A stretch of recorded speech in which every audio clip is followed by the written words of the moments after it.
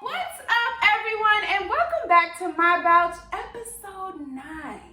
With me, your girl Rizzo, where every week, me and a few of my friends get together to watch, recap, and review HBO's hit series, Insecure. We are at episode 9. Let's get to it. You say you rap for me, when you say you die for me, die for me. This week, we will be joined by my big sister, my fellow Laurentian, the first peer in my age group that I met from the South. I don't know if you knew that. She is an administrator and a self-proclaimed high-class listen-in because she got something to say podcaster. My girl, Whitney. Hi, Boo. Hey. Hi, girl. How are you? How are you? Good. You see, so we talk a lot. We come from the podcasting world where we got something to say. So y'all only need 2 of our big ass mouths. So get ready. This episode was so juicy. I want to first talk about Nathan and then I want to go into Molly. Are you cool with that? Yeah, that's cool. That works for me. Girl, okay, so this episode, Issa grew in her comfort, and I feel like I'm giving away how I feel, but in her very comfortable relationship with Lawrence. Ooh. Just when we saw everything going on between these two, they got real relationshipy on their Bouch. She gets a little call and a text from that old thing. Now they looked very happy, but Issa willingly told Lawrence about Nathan. Would you have told your Lawrence about your Nathan? See, I mean, Issa is coming into her, like, truth part of her growth. Like, Okay. she is all in it, and she wants to be honest, especially with Lawrence. Yeah. Like, because their relationship ended on lies, essentially. I think she felt compelled because even watching it back, there was not even a hesitation moment for her. She went to look up the song. Yep. She saw the text, read it, and was like, "Oh, by the way," and it was just like instantaneous. Like she didn't even have to think about this honesty. So like sis is working on herself because it wasn't even it was a question for us. Like I think we were thinking it the whole time. Yeah, but like she's reading it essentially when we're reading it, so she snapped into it. But like, as for me, myself, and Wait, before that, because I saw that moment very differently. I saw Issa a little like, oh shit, I gotta tell him who it is. Like fumbling, like, oh my God, Lawrence is right here. I agree with you, I don't wanna mess it up, but oh shit, I have to tell him about this. I don't know how to handle this. I don't wanna ruin. Like to me, she ain't seemed too confident. afterwards, I think she kind of like was like, I don't know how I want this to go. Right. But in terms of her like saying I'm gonna tell, that was easy. The rest of like how I'm gonna, and because I thought that too at first, but when I rewatched it, I think her like not knowing came. Yeah, girl, I've seen this episode Like, 5 come on, times. rewatch. It was that first opening scene. I was like, we gonna have to watch this again. I think that like what came after that, she knew she needs to be honest, so that kind of came. Yeah. But what she didn't know was, well, do I need to be juggling them still? Like, it was like the question she asked her brother and stuff when she went to talk to people. That's the confusing part to her. Whether she's going to be honest and upfront, I don't think it's hard for her now. Now, what would you do in that situation? I guess it depends on the situation. Okay. And if I were in that situation of like not knowing and we haven't solidified anything, then let's just keep it honest. If it comes up, I'm not gonna just say volunteer and say, oh yeah, by the way, this is the roster, this is what it's looking like. But if something happens to come up, if you're like, am I the only one you're talking to? And it's a no, then I'm gonna tell you it's a no. Or if we were working on our stuff, but you ain't locked it down again, and I was hanging out with somebody, if you happen to find out, it is what it is. Oh, Whitney! Look, there's no judgment because people are saying both things. Honestly, now I think I would do, I don't know what I would do. I would bring it up. I would have to be like, hey, just so you know. It wouldn't be a question. Hey, just so you know, I'm going over to help Nathan unpack. I would do something like that. I'm not asking for your permission. Yeah, like no permission. Yeah, especially if we're not defined, because let's be clear, Lawrence never said what this was. No. But he did say there were no loose ends. So there's no condola. So is he led to believe that there's also nothing that Issa's doing on the side either? Like, does he think that this is a monogamous relationship? I mean, she didn't say either. They both left it open-ended at that point. I kind of feel like they asked the questions, but I think they're at the point where they both are unsure, because while there aren't open ends of other people per se, I mean, Nathan comes up, but there's an open end of if he moving. I mean, so don't clear the roster just yet. So let's not, because he may be gone. Yo, actually, I wonder if that's how it's gonna end.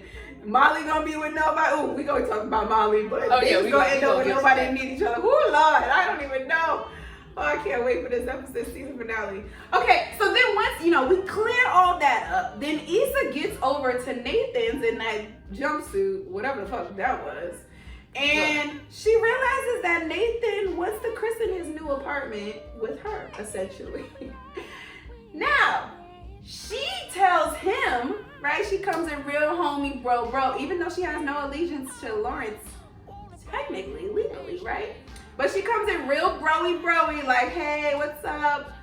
And she lets him know that she's back with Lawrence. Would you have done that? Absolutely, because I mean, if you're gonna put it out there with one, you put it out there with the other. But because in the end, I'm a forethoughtful type of person. Whichever way go wrong, I already told you when we end up here, it ain't no hiding. I wasn't using you as anything. You knew what the deal was. Let's. It's all in the up and up. He feel however he feel, and he feel however he feel, and I get to choose wherever I need to go.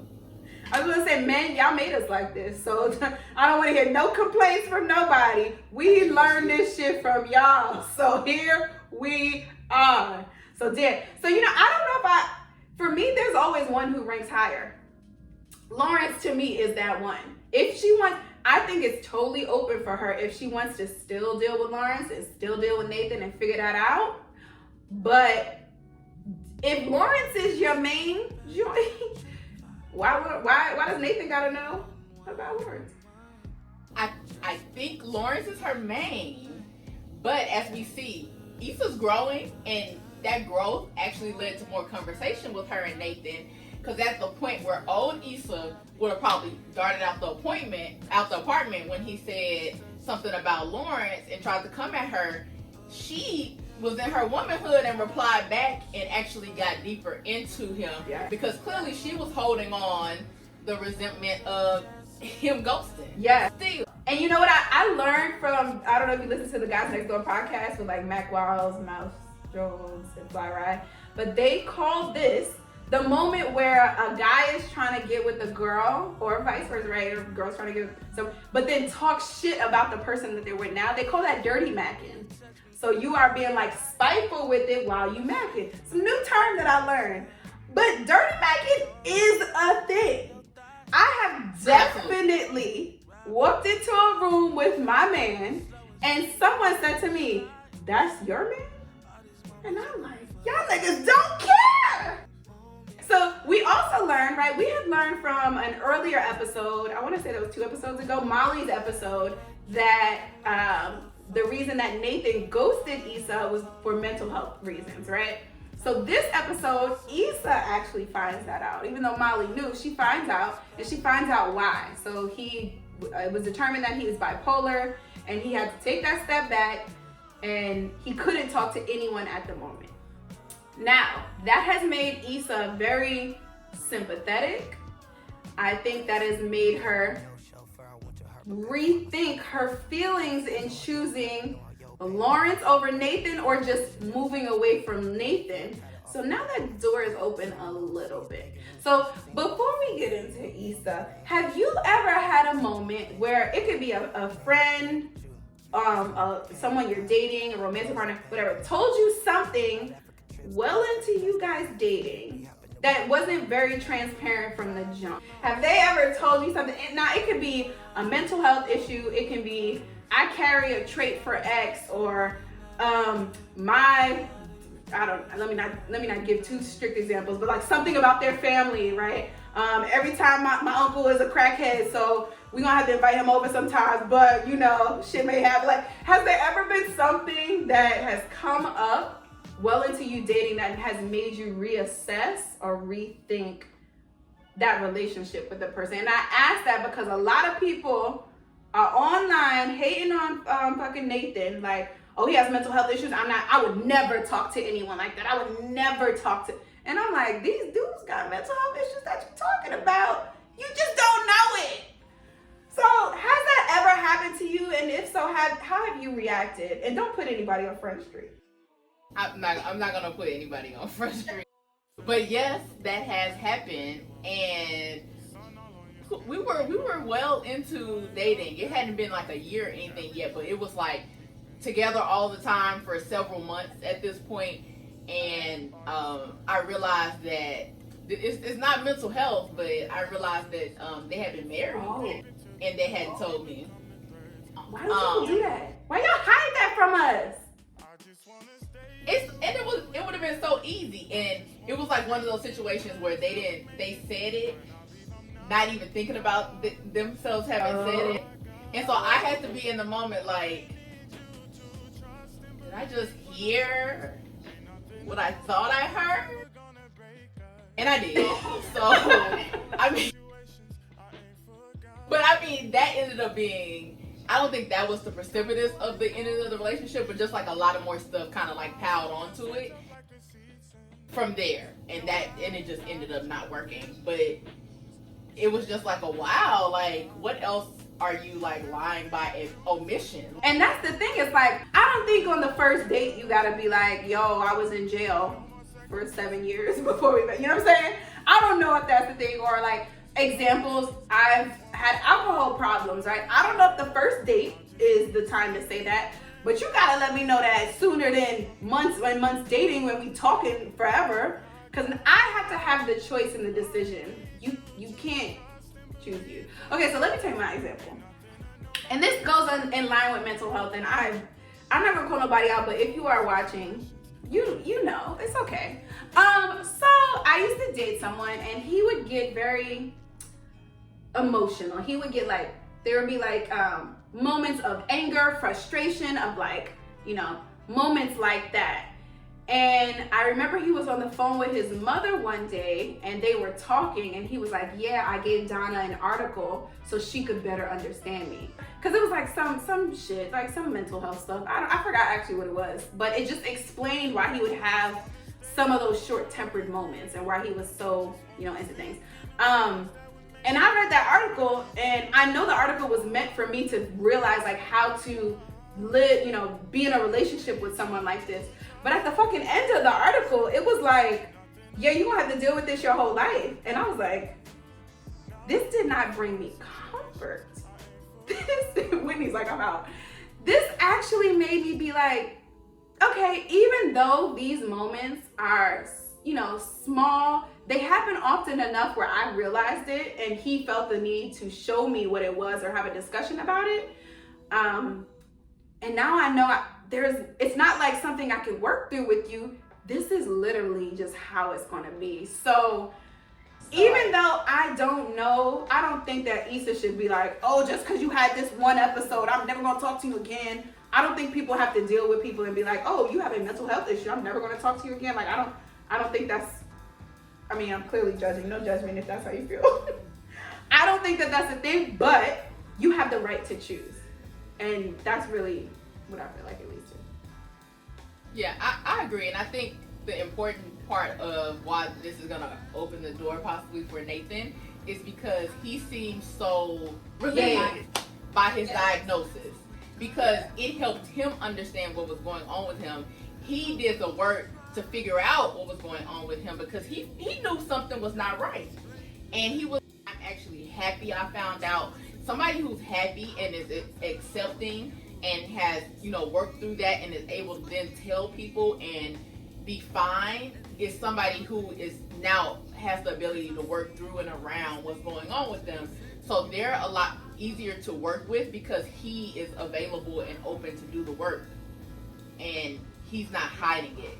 So I think because he is at that point of growth, and it's just a lot of growth with all the characters, and especially them two, because they're feeding off of each other as well. Like they're supportive of each other, their grind is influencing each other, and that growth between each other is something they have in common. So I think that's gonna slide that door. That's what I'm saying. Do you think because Issa is risking that relationship with Lawrence, she risked it when she told him about Nathan. She risked it by even saying, hey, are you cool with me going over there? She went over there. And Issa's a compassionate person, even though she's having issues with Molly. Do we think her willingness and her desire to help Nathan so much is going to be detrimental to her and Lawrence? As you were saying this, like it made me realize that she told Lawrence because Nathan is important. Because it wasn't like when TSA Bay rolled by, she was like, we don't even have to look at him, see him, know he exists, and then that's in person. And now off of a text, like I have to tell you this person is here. I am calling people, my brother, people, because I need to evaluate these two important people to me. Damn! And then let's talk about the fact that he told her, I reevaluated my entire life and who I need in my life during this, and you, girl, are one of the people I need in my life. Damn! They are important to each other. Damn, you just said that they are important to each other. That fucked me up. Shit. So next we're gonna get into our girl Molly, or somebody's girl. Honestly, I used to think during this, I used to say like, oh, I'm going through this with my friend and I. Sometimes I agree with Molly, sometimes I agree with Issa, but shit, the line has been drawn. I do not agree with Molly. She is toxic. Molly is detrimental to her friendships, her relationships, and her fucking self. Dr. Rhonda tried to help her, and she still couldn't see it. Girl, I mean, I know this is open-ended. Where did Molly go wrong? Tell me this episode where Molly went wrong. Girl, Molly. I used to feel for Molly. And I went to college with Yvonne, so I'd be like, girl, that's my girl. That's my homie.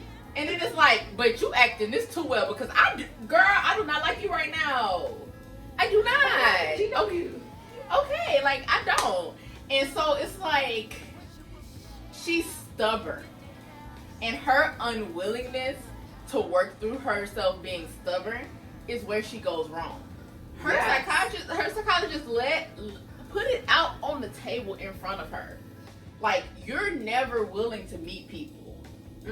You're never willing to compromise. If someone does you wrong, then that is the end.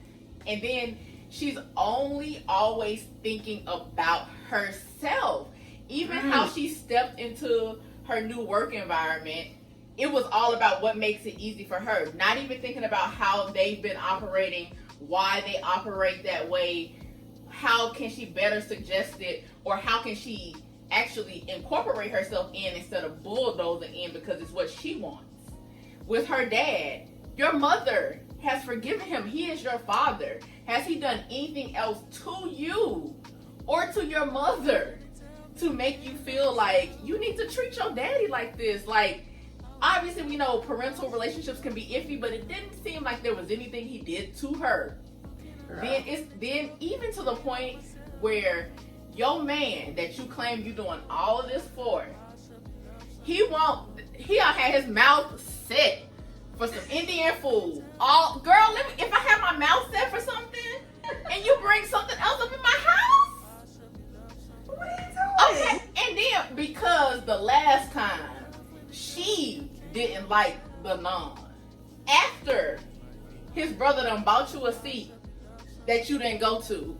You listing them. I love it. We didn't go through the whole. She like, let me tell you all the reasons. I love it. I fully all about herself, and I cannot stand it. Like, she cannot see it any further.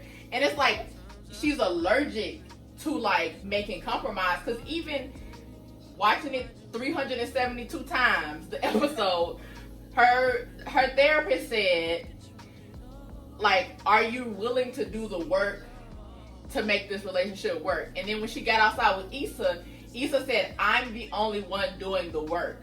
Yeah. Molly never wants to do the work. She wants it all to come to her easily. Listen, I could not agree. I feel like they shit for me to say, because I agree with every single thing you said. Molly is the villain. She's detrimental to, like, I mean, she's hurting everything in her life. And I don't know when she's going to see it, because things have always been so easy. Things have just slid aside. Like, she talks to Asian Bae how she wants. She talks to Asian Bae's brother how she wants. And he's still there. He's still like, I love you. I don't know if did they move in together? I don't know what's going on. Yeah, I wasn't sure. But they're spending a lot of time together in the apartment. Like, they're doing things, and there are no repercussions to Molly's actions until that last scene where she was like, Issa, you need to beg for me to be your friend. I'm not going to do this. And Issa was like, fuck it, I'm not going to beg to be your friend. I literally have extended 12 olive branches, and here you are. And that is going to be like the apex of everything, because that's happened everywhere. The people at her job not messing with her the same way. It doesn't matter, because you've just done too much wrong. Nobody really trusts you. Now you messing with your man's brother. He's extended several olive branches, trying to make it better, trying to come to some understanding. You're not meeting them. Issa literally opens it up to you to just say something, and you want to throw it back on her to make her beg? Yeah. Like, all of that is just gonna come crashing down, because you can't sustain anything by just wanting everything just to suddenly work for you and to people to beg you. Like, your man has been trying to tell you for months or weeks or however long it's been that you need to try. Yeah. And she refuses to try. And you letting everything else around you crumble is not attractive. It's not. You don't want to be with somebody who got all that drama all the time. All the time, because Issa has been growing, worrying about herself. If you go to scenes of Issa, she's doing what she's doing in the moment, building her future with her assistant, with her booze. If you cut to Molly, I can't believe that she did this, and I don't want to. It's always it's negative energy that she's throwing at Issa or talking bad about Issa, and Issa ain't even around you, sis. Issa ain't even thinking about you, except sometimes. She's growing. So now, do you think, can this relationship be fixed? Issa and Molly? Yeah. I think that it can be repaired, but it will take a lot of Molly. A lot of Molly. And it's even deeper now, because she just seems so disconnected, and that hurt Issa. Like, Issa said I love you to her friend, and you barely hugged her at the beginning and the end, and you sat there like she was a stranger sitting next to you on the plane that wanted to strike up conversation. Just being like, yeah, it's good. Yeah, I work at, I'm going to my, that's how she was acting. Like, I don't know you. And so, like, even if Issa wanted to bring up something deeper, then, like, when you acting like you don't even know her, you're not gonna bring up nothing deeper. Issa was probably thinking, like, let me just try to get this to a point where, like, we're cordial. Right, but we could have those conversations. Yeah, like, we can just laugh, and then maybe we can talk about it, because you coming in here like we've never met before. Yeah. Because it's not therapy, right? Normally I would be like, Molly needs to go to therapy, but she has, and that hasn't worked. So at this point, I think a big life event needs to happen for Molly to wake up, and maybe, because we know it's coming, maybe that life event is her losing Andrew and just being all alone and realizing Issa is the only one who's been there for her through thick and thin, right? Because even talking to Dr. Rhonda, she's like, this is the longest relationship I've been in. Oh my God, but it's so much work. So Molly wants this relationship with Andrew to work, So she says, but she's not really doing the things that show that. But if that shit comes crashing down, if there is, God forbid, if there's a death on the show, something drastic is going to have to wake Molly up to realize her shit is not okay. Yeah, she's gonna have to be completely knocked off her pedestal. Yes. To realize that she's in the wrong, because I don't think otherwise she's just really gonna accept it. Like you said, usually you would say therapy, but she hears it and she doesn't care because she doesn't have any consequences.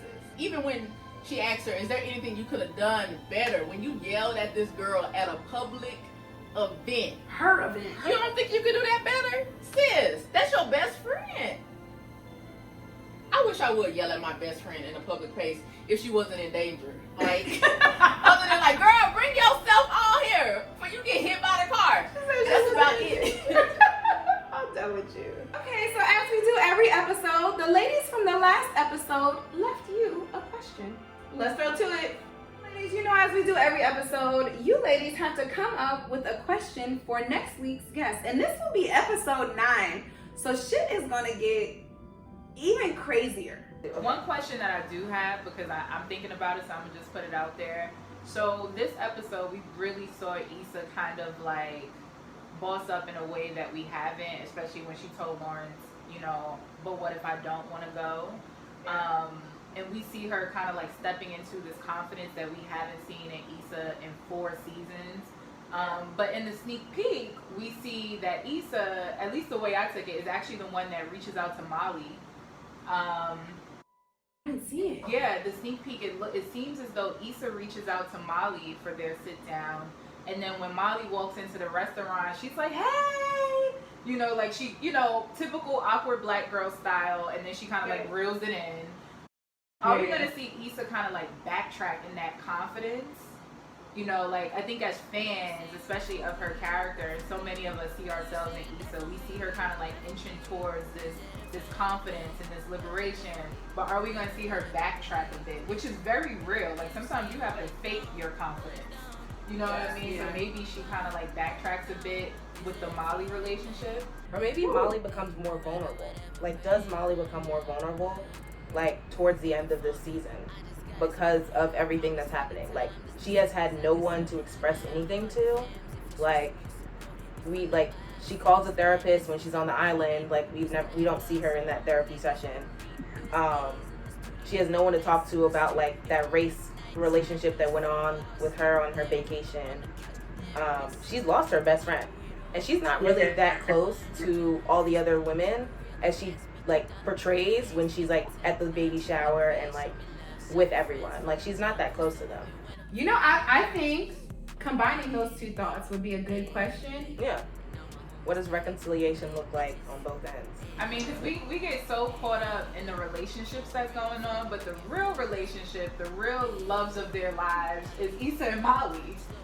Come on, soulmates. Issa and Molly. They're soulmates. But they're both on these sort of like different journeys, and how they became soulmates, those dynamics are changing. So just to kind of like see if their relationship can survive them changing, them evolving. Yeah. And I think that's a real aspect in friendships. Like a very real thing to see that like as you start to develop or age, like do your friendships age with you or do people just drop off? Woo! What a word. Find out. Episode 9 of my belt. Okay, Nzinga and Dara, that was amazing. The ultimate question is how do we think Molly and Issa, how do we think they're going to impact each other, right? So Molly is less vulnerable. Molly is very strict and stern in her ways. Issa is growing. Do we think reconciliation with these two will actually be detrimental to their growth or their lack thereof this season? You know, that discussion like really had me thinking like a lot of different things. And I think just because we know that this season like has been renewed or whatever, I think we're gonna be left on a cliffhanger with how this ends. And because Kelly and why am I just forgetting her name? Tiffany, thank you. have been so absent from this season. And there was mention of how they got their relationship together. There's the whole thing about Tiffany's postpartum. Kelly is missing. Like, we call Kelly and she's not there. What is she doing? That a lot of next season, or the whole thing, may be focused on what they're doing. So we may be left on a cliffhanger about what happens with these two. But I do think that for Issa, because she is receptive to growth, that she may have been taking in some of those things. Like, this is how I handle my business. This is how I get things together, from Molly's like grind personality. But so far, because Molly is an impenetrable wall, she hasn't been able to take on anything that Issa can give her. Like she, based on how she talks about Issa to other people, while simultaneously saying that's her best friend, she doesn't like Issa's growth, because she wasn't even happy for Issa when Issa was able to pay for her. She was just like, all right, I guess. Like, so that's showing you that she is not even receptive to her friend's growth. But Issa has been there for her, happy for her growth, even if it was leaving her behind, quote unquote. She was good. And I think that could be like the part that's detrimental to them coming back together, unless Molly has that come to Jesus moment and gets her life together. Because I do think that we know Issa loves Molly because she was hurt and she wants her friend. Yeah. But you can't want somebody more than they want you. Ooh, what a word. So I think is gonna hurt her, and I think that her partner will be the people who are there for her. She's trying to find new friendships. At least her assistant is there for her, and it seems like she's also going to be leaning on Kelly, and she may have been leaning on Kelly some. And I think we'll see more of Issa like going outside of Molly, you know, and figuring out who she is without Molly kind of holding her down. Damn, that's sad. So it's like Issa, if that relationship was rekindled, Issa could learn from Molly. She could learn what that grind is. But Molly, even though she could learn from Issa, she never would. Yeah. Damn. Molly could exit herself out of the show. Like, oh yeah. I can't. We gotta cut. I'm done. Okay, girl. Look at me. I'm stuttering. I'm fucking Joe. I don't really know what the hell this season finale is gonna bring to me. I just know Insecure is gonna drop a bomb or 7 on us, and I'm not ready. But before we get out of here, I just got a few quick hitter questions for you. One, was Lawrence being honest about Condola? Yes. Oh, okay. Issa's friend's vibe, right? Is her vibe to be friendly with everyone and help everyone gonna cause her to forget Lawrence, and is it gonna ruin her relationship with Lawrence? It could be problematic. It could be, specifically with Nathan. I mean, even opening that up, is her desire to always want Molly back and to just fall back into that, is that going to ruin the new Issa that Lawrence has fallen in love with? I think that moment outside of the apartment was the test, because she could have begged. She could have said, I want my friend back. But in that moment, she knew that she had to step away. So I think that was her test of whether she was going to stick to continuing with her growth or not. She chose right. And then finally, who do we think Issa is going to end up with at the very end, the end of the series? Woo. As much as I like her with Lawrence right now, I don't, because like in my mind, I'm like, are we working back to that montage she had in season 1 where they end up living together again, married, having the baby, and the happy family? Or really was that just a thought gone? Like, it seems like, okay, and I feel like Issa Rae wants to give us some kind of image of black love. So will it be them?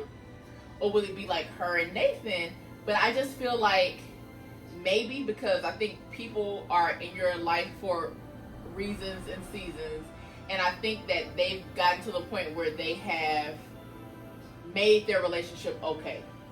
They're comfortable with each other, even if they were to amicably end, that they would now be okay because they've reconciled the harsh ending. And it might be him moving, it may be something else, but I think Issa needed that comfort, that stability to actually continue her growth. Because there were points in the season where she was left outside in the rain, literally, and had nothing that was comforting, stable, and okay for her. And really for her to make those moves everywhere else, that was where she went home to. And that was her stability. Does that have to be the case from here on out? No. Because she's really comfortable in her growth now. So I wouldn't be mad at it, but I think she's gonna move on. Because I think that he is her comfort, he is her home, he is her happiness, but I don't think that means that it has to be your forever. Whew, girl, that was good, y'all. This has been episode 9. We are so excited for the season finale and for this whole fucking series in general. Thank you so much, Whitney. We will see you next week on episode 10 for the season finale. It's a special one. You may see some of your favorite guests from my Bouch episode. The entire episode. See you guys next week. Bye.